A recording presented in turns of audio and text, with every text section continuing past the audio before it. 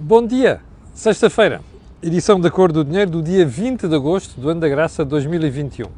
Olha, a agenda hoje é brutalmente extensa e eu não posso perder muito tempo com os preliminares. Só vou recordar aqui duas coisas.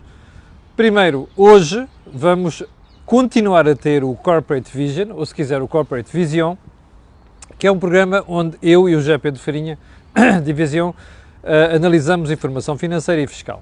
E o que é que vamos tratar hoje? Vamos tratar de killing costs, ou seja, como reduzir custos nas empresas.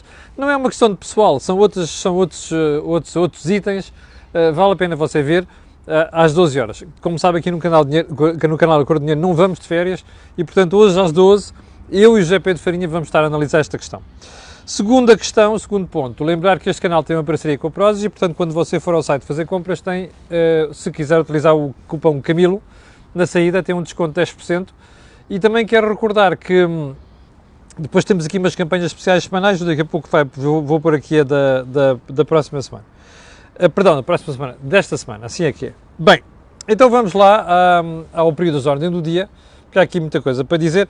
Só um alerta, a rede não está assim grande coisa, de maneira que se cair vou ter que recomeçar isto e provavelmente afastar-me aqui, porque o sinal não está aqui muito forte. Enfim. Vamos lá para o período de ordem do dia e vamos começar com e-voucher, uma invenção do governo por causa de, vocês se gastarem em qualquer coisa relacionada com restauração e hotelaria ou turismo, podem guardar uma parte do IVA e depois o IVA será até dentro de junho a 30 de agosto, falei-lhe disso na semana passada, remember, e depois isto pode ser gasto de setembro até ao final do trimestre. Bom, na semana passada, seguindo aquilo que é a informação que o jornal é que publicou, eu falei aqui do assunto, para lhe dizer que o e-voucher estava a correr mal. O governo tinha orçamentado 200 milhões de euros, perdão, e o que sucedeu foi que até a final de junho, ou princípio de julho, ou lá o que era, só se tinham acumulado 21 milhões. Portanto, ainda faltava umas semanas até ao final do prazo, termina no final deste mês, e a coisa estava a correr mal. Eu, na altura, expliquei-lhe porquê. Até dá jeito ao governo. O governo fez isto desta maneira para fazer mais uma daquelas parangonas. Aliás, no meu artigo do Jornal de Negócios, hoje eu trato de exatamente estas coisas, mas numa outra perspectiva, que foi a história do programa Regressar. Eu hei de explicar isso melhor na próxima semana.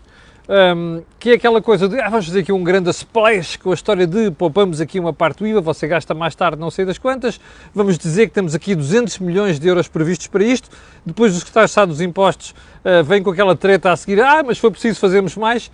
O governo está farto de saber que aquilo não vai chegar aos 200 milhões de euros. Bem, o que é que aconteceu esta semana?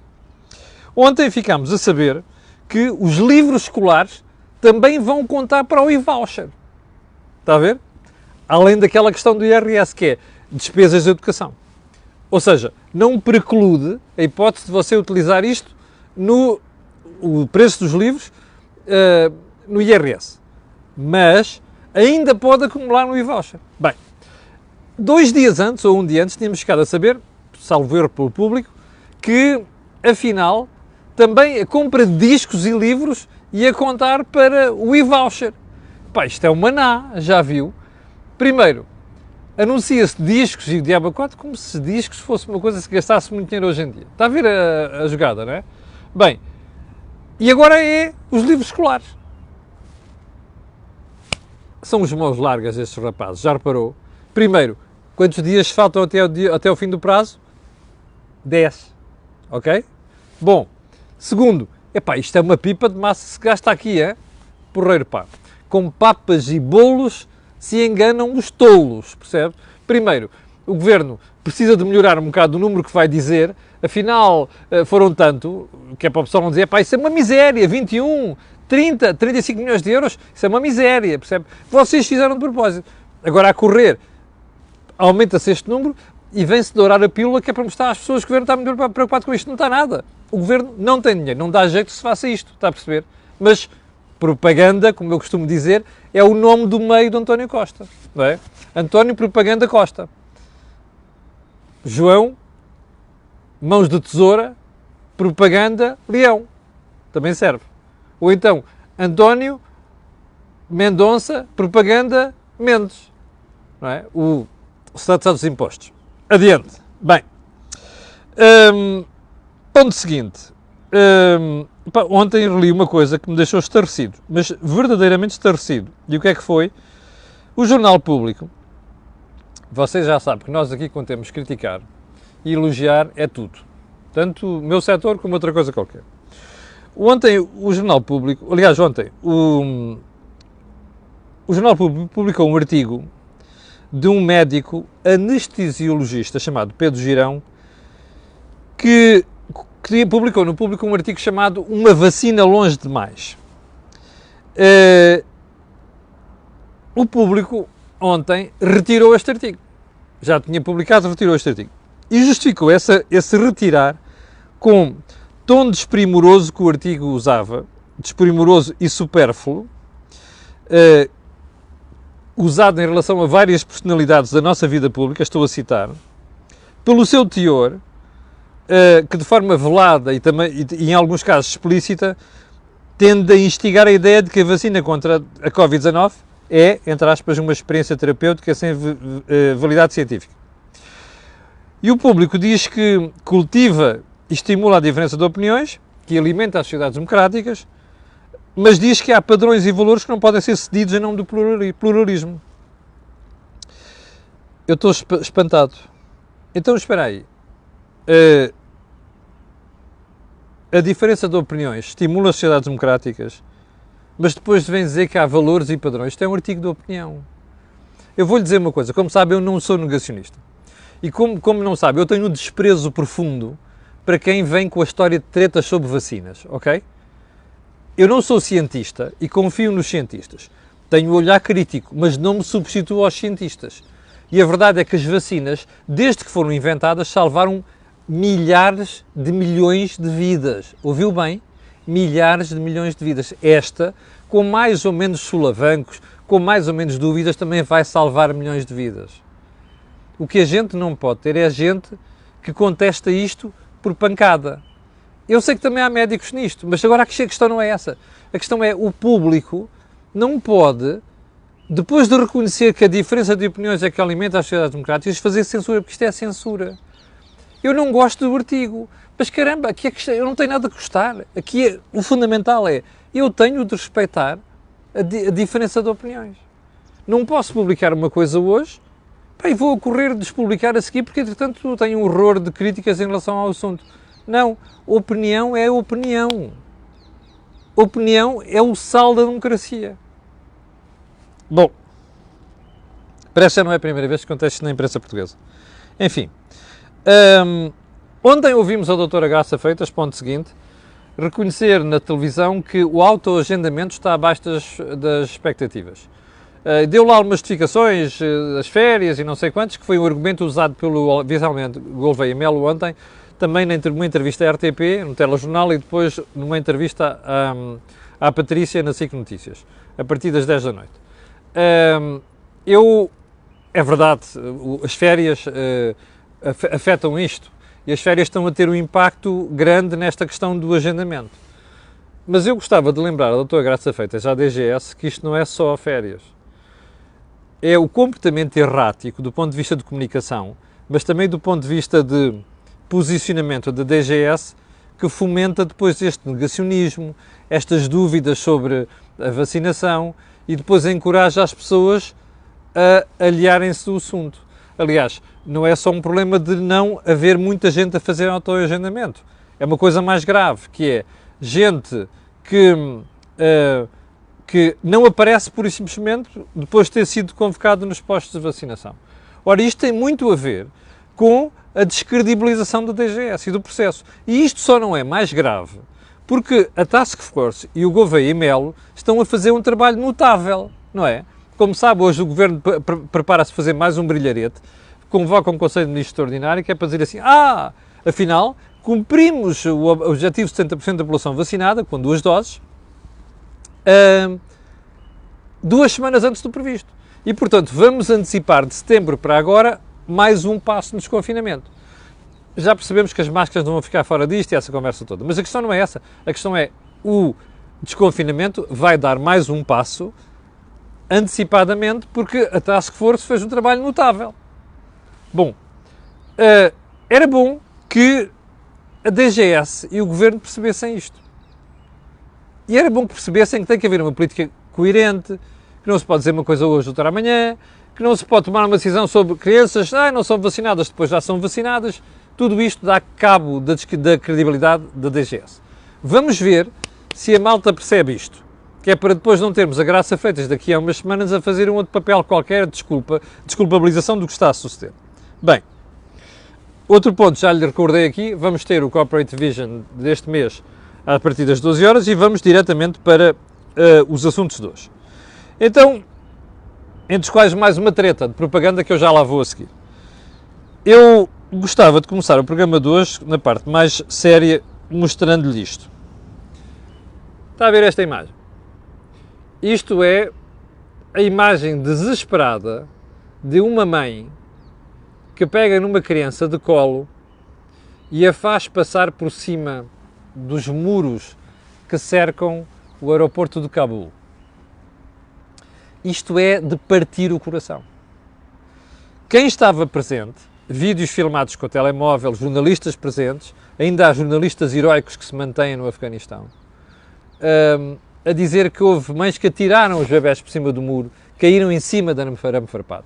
Esta imagem que aqui está é de uma criança afortunada, apesar de tudo, porque a mãe consegue entregá-la nos braços do militar americano. Isto é uma coisa de partir o coração. Eu nunca na minha vida, mas nunca, e já vi muita coisa e tenho muita experiência de jornalismo, nunca pensei ver uma coisa destas. Isto é o resultado da estupidez americana, percebe? Estupidez americana. Isto é a consequência de termos chegado a uma falta de planeamento, falta de tino em relação ao que está a ser feito. Eu ontem estive a ver os relatos de algumas publicações internacionais sobre Cabul e sobre o Afeganistão e dei-me conta que há milhares ainda de pessoas, mas milhares de pessoas que estão para trás. Que não é só quem colaborou com o novo regime do Afeganistão, deposto agora, e que provavelmente vão ser passados pelas armas. Aquela gente está a dar a ideia de que mudou, não mudou porra nenhuma. Os tipos são sanguinários. E isso vai-se ver nas próximas semanas. Mas o que é grave nisto é que há cidadãos europeus, cidadãos de outras nacionalidades, australianos, indianos e americanos por trás das linhas dos talibãs. Bem, eu suspeito que isto é o princípio do fim do Sr. Biden.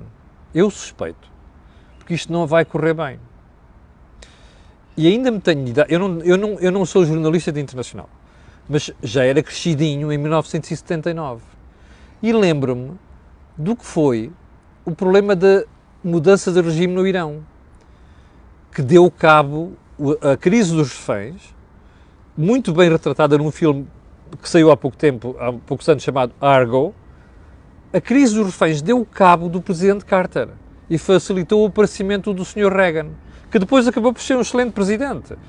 Bom, eu suspeito que isto vai custar a imagem do presidente Biden e acho que é o fim dele. Suspeito eu, o princípio do fim dele. Mas enfim, nunca pensei que ele conseguisse chegar a este ponto. Enfim, vamos lá então ao programa de hoje. Eu estava hoje para começar com a TAP. Não é? Como vocês sabem, ontem houve mais uma carta enviada para Bruxelas, onde o Governo e a TAP já teve que reconhecer que vão fazer uma série de coisas que não queriam fazer. Mas enfim, mas vamos começar por outra coisa, que hoje de manhã, ou esta madrugada, como estava a deitar, apareceu uma informação do Expresso, que era a segunda parte da entrevista do Sr. Primeiro-Ministro António Costa. Eu confesso que só li 3 ou 4 coisas daquela parte que me interessava da entrevista, ainda não li o resto e ia ter a oportunidade de comentar na segunda-feira. Mas a parte que me interessa é, o Governo, o Primeiro-Ministro diz que está a estudar, o Governo está a estudar a descida do IRS. E a pergunta que eu faço é, isso é mesmo verdade? Não, não é. Eu já lhe vou explicar isto. O que é que diz o Primeiro-Ministro?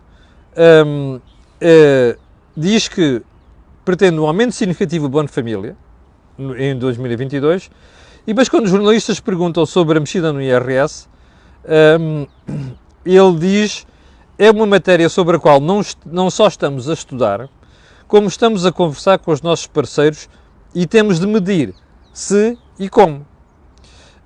E quando lhes perguntam se a medida é já para 2022, António Costa diz está a medir. E finalmente,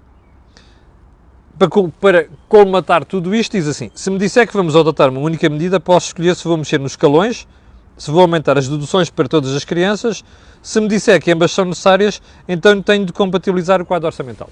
Olha, eu vou-lhe dizer já uma coisa, isto é mentira, ok? Você vai dizer, mas não se chegue fora de pé. Sabe porquê?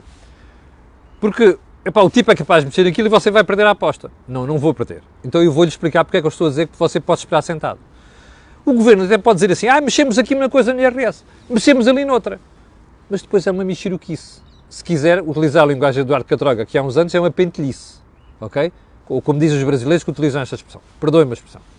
Portanto, isto é bullshit. Não vai haver mexida nenhuma nos IRS a sério. Mais escalões, não sei das quantas. E eu vou-lhe dizer porquê. O governo não pode. Orçamentalmente isto não cabe lá. Sabe o que é que vai acontecer? Vão mexer um bocado nas deduções para crianças, sobretudo a partir do medida em que tenham mais filhos. Até podem mexer numa taxinha ou outra, mas prepare-se para o que vou dizer. É que o Primeiro-Ministro diz aqui, mente, quando diz assim, não, a ideia é beneficiar a classe média. Não é nada. A classe média em Portugal é aquela que vai pagar o aumento destes benesses. Sabe porquê? Porque há tão pouca gente a ganhar muito dinheiro, percebe? Que você, para poder fazer aqueles brilharetes cá em baixo, tem de ir mexer na classe média. A tal que o Primeiro-Ministro diz que o Governo quer beneficiar, percebe? Isto é mentira. Esta gente passa o tempo a contar tretas aos portugueses e, infelizmente, a malta cai nisto, percebe? Eu vou-lhe explicar.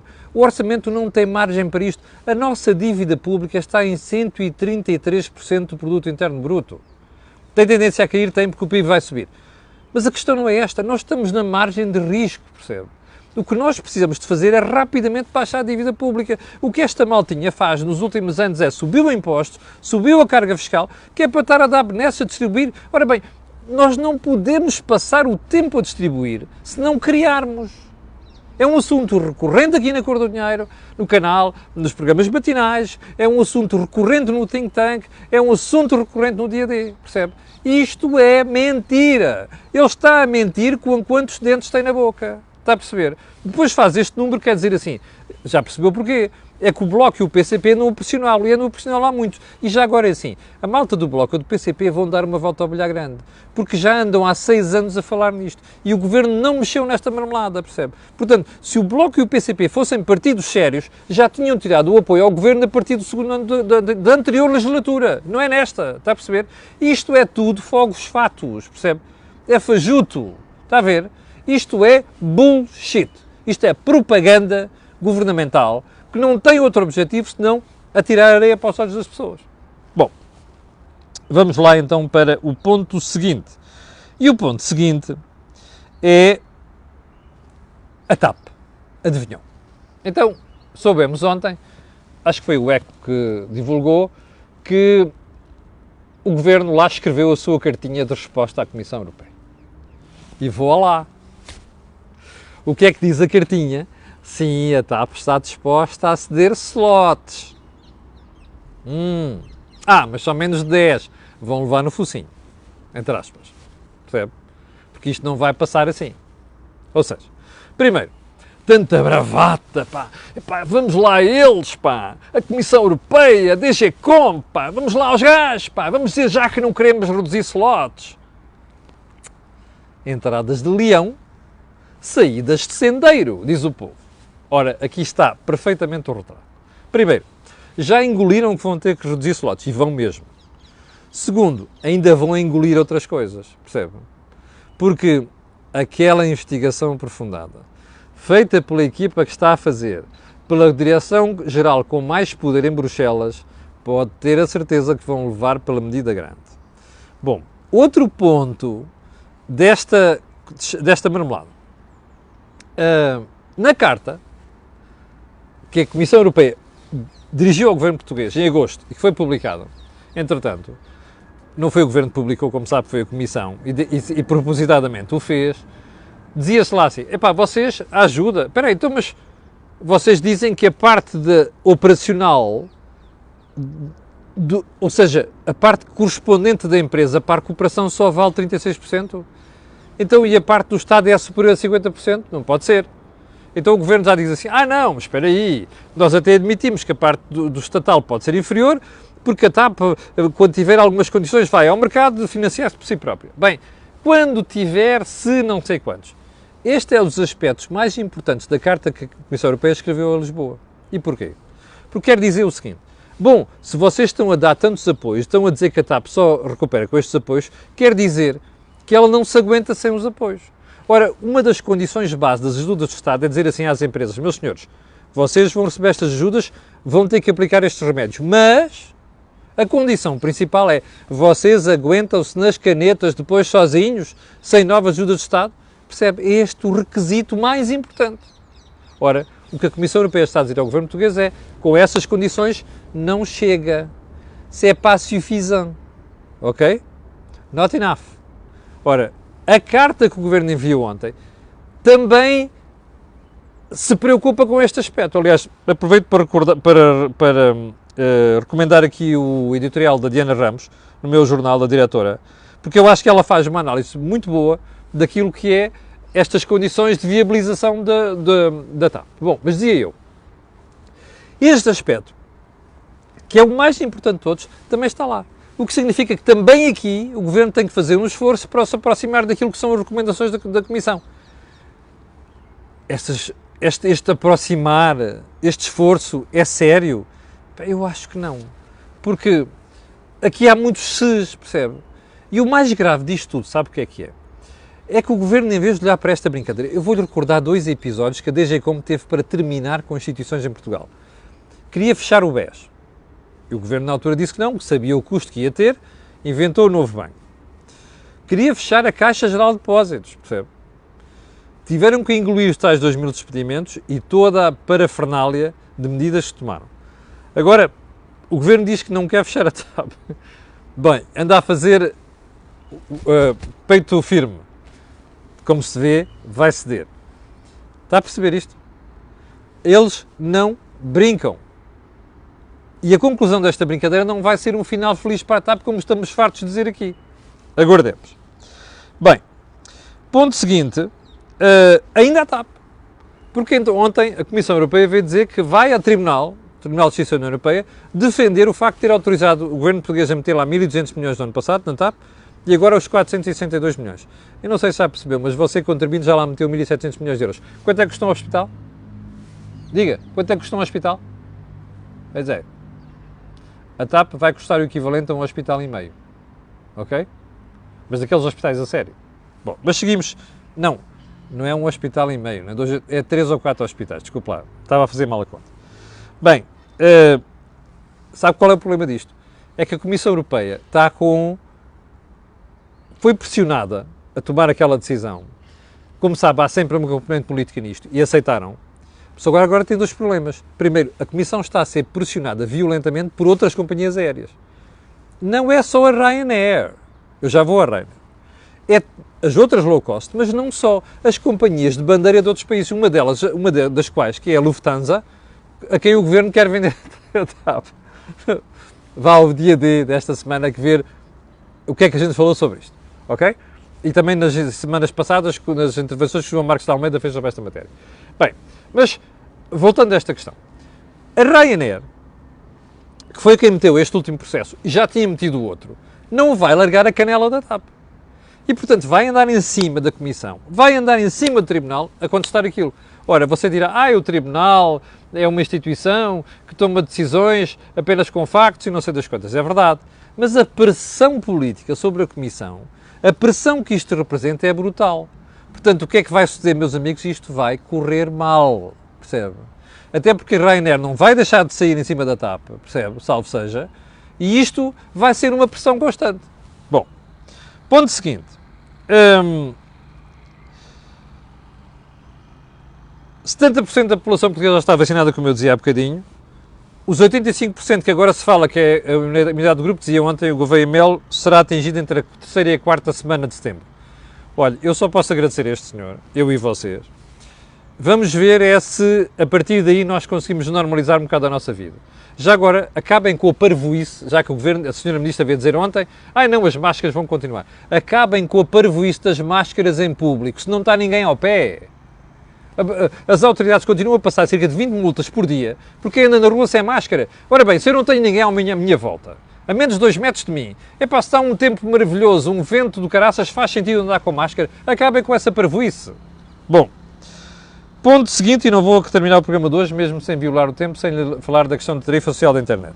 A tarifa social da internet vai custar 6 euros por mês. Ouviu bem?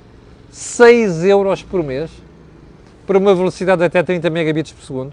Deixa-me fazer uma pergunta. Eu não sei se você conhece bem aquilo que são os indicadores de exploração das telecomunicações. Diga-me qual é o ganho de uma empresa que vai entregar uma tarifa social de internet por 6 euros. Eu não queria acreditar quando vi isto. Bom, nessa altura estava em Cabo Verde, não tinha hipótese de comunicar com ninguém, mas entretanto, quando cheguei a Lisboa, não só confirmei que isto é verdade, como inclusive é outra coisa. Eu fui fazer contas, fui comparar isto com aquilo que é a tarifa social, como sabe, existe na eletricidade, e a proporção aqui é desmesurada, com prejuízo para as operadoras de telecomunicações. A pergunta que tenho para fazer é, ganha-se dinheiro com 6 euros? Já agora, se o Governo quer ser eleitoralista, porquê é que não põe a tarifa a 0 euros? Já agora dizia mesmo que é tarifa social. Bom, o Governo ia na come. E agora o pormenor mais feio disto tudo. Estava a ler, já não me lembro qual é o jornal, e peço desculpa porque não me recordo mesmo. Alguém ouviu o Alexandre Fonseca, o CEO da Altice, que veio dizer que os operadores não foram ouvidos sobre isto. Eu, por acaso, ouvi exatamente a mesma informação em relação à NOS e à Vodafone. Pá, isto é impensável, percebe? Então estão a impor tarifa social, ou isto é para negociar com as empresas? Esta gente é doida. Bom, chegamos ao final do programa de hoje, não sem antes lembrar uma frase da semana, que é do Jaime Marta Soares, que diz que em época de incêndios, em anos de eleições, os incêndios acontecem com mais frequência. Eu não sei o que é que isto quer dizer, mas acho que o Jaime Marta Soares, que é muito prolífico, devia ser claro e devia esclarecer esta matéria. Bom, chegamos ao final do programa de hoje, como disse há bocadinho. Não esqueça, às 12 horas vamos ter o programa Como Cortar Custos nas Empresas. Eu e o José Pedro Farinha vamos falar-lhe sobre este assunto. Quanto a nós, no fim de semana vai haver Desejo Imediato, vai ser com o Dr. Alexandre Nunes. Vamos ter também um Deals on Wheels e na segunda-feira às 8 da manhã cá esperarei por si. Quero agradecer às 6.000 pessoas que estão em direto. Agosto, fantástico. Quero desejar um grande fim de semana e também quero alertar para uma coisa. O programa da manhã com o Alexandre é sobre e agora que acabaram as férias, como é que eu enfrento a minha vida na retoma. É sobre isso que vamos falar amanhã. Tenham um grande fim de semana. Encontramos na segunda-feira às 8. Não sem antes pedir a quem está a ver e quem vai ver aquilo que peço sempre, que é colocar um gosto, fazer partido nas redes sociais. Já sabe porquê. Aquilo que houve aqui não houve mesmo em mais sítio nenhum. Obrigado, com licença e até a segunda.